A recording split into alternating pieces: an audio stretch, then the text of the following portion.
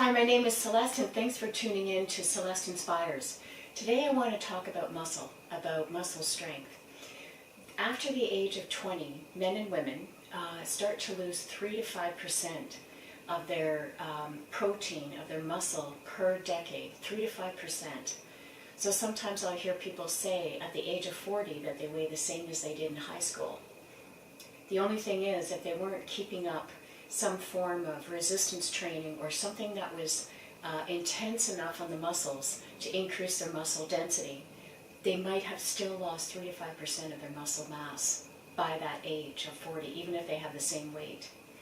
So how do we reduce or stop? You can actually stop the reduction of your protein or of your muscle density. The only way to do it is to increase the load on the muscle beyond what it's normally used to, and then the muscle will create adaptation.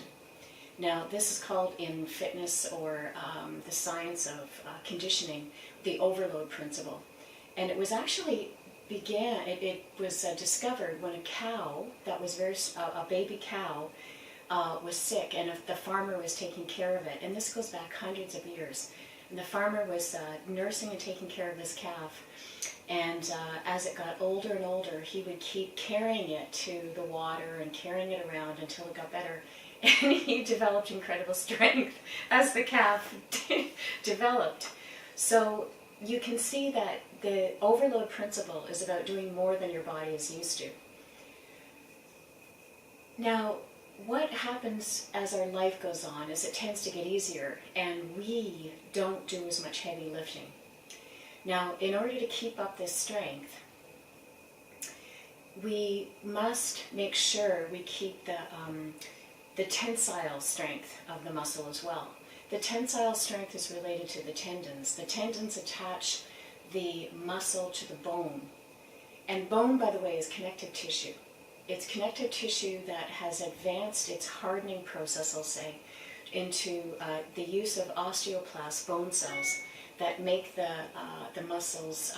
bones stronger, but they're still connective tissue. So that connective tissue of the bone develops more strength from the osteoblasts. The osteoblasts come on top of the bone when you tax the bone to create greater strength. So imagine that this is your tendon and it's attached to the bone. When you pull a muscle, like let's say you do weight training and you work this muscle, when you pull and you lengthen and you extend the bicep muscle, the bicipital tendon, the brachioradialis, all these muscles in here stretch onto the bone, and they create a force, a shearing force. And this is a positive stress, referred to as eustress, E-U-S-T-R-E-S-S. And you get that strengthening effect because the muscle is lengthening and strengthening at the same time. And then when you are lengthening, and that gives strength. And then when you contract, and let's say you resist your hand, then you create a force on the muscle, and the muscle has to contract against that force. Now what's neat about that is the muscle develops a thicker fiber over time if you keep repeating this, and it only takes 48 hours. So in 48 hours, you've actually increased your muscle tone. And this is exciting, because if your muscle tone is high, your metabolism is higher. So let's say, for example, you increase your muscle mass by 2 pounds this year, which is very realistic. That means that you would raise your metabolism by 100 calories a day, which is about a banana. Banana is 101 calories, average size banana. And for those of you that are more on a keto diet, it would be like a small serving of protein, just about 3 ounces. So when you increase your muscle density, you have a higher metabolism, and that's good news. The other aspect of increasing your muscle density is that you have more muscles at your disposal. So that means that, and this is where I have to talk about Sabine, one of my lovely students. She said that when she went to get the pumpkin for Halloween, she picked it up and she put it in the car herself, and she felt this strength and this ease that she didn't have before. Sabine's been coming to Yoga Strength now for months, 6 months, and so she's developed a lot of upper body strength. And that's what I find so exciting about the weight training, is that you have a frame, you have a strength a vigor, a physical prowess and vitality that I don't get from yoga. I competed in bodybuilding in, oh my God, it'll say in the picture, 1984, I think it was.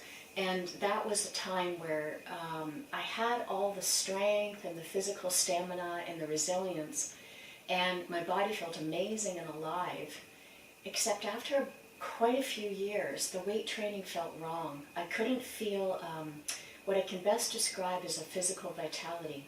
I found that doing the weight training and running and being in the fitness world, I was a fitness consultant at the time, didn't give me this sense of strength, of expansion, of my body feeling alive. And weight training, exercise, started to feel what I can only say wrong. So I started to tune into my body's needs, and I noticed I needed to stretch and stretch deeply.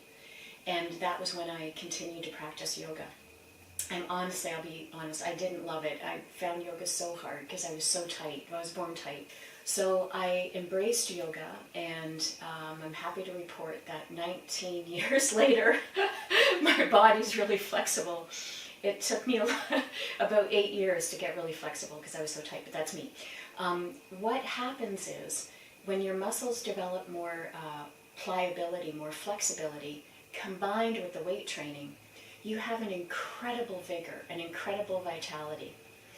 As time goes by, or what silly people call aging, if you keep up the load on your muscles, if you keep up the strength training, the weight training, and weight training can be doing a plank pose, remember, it's where you're using resistance and against your muscles. So anything that you're loading the muscles.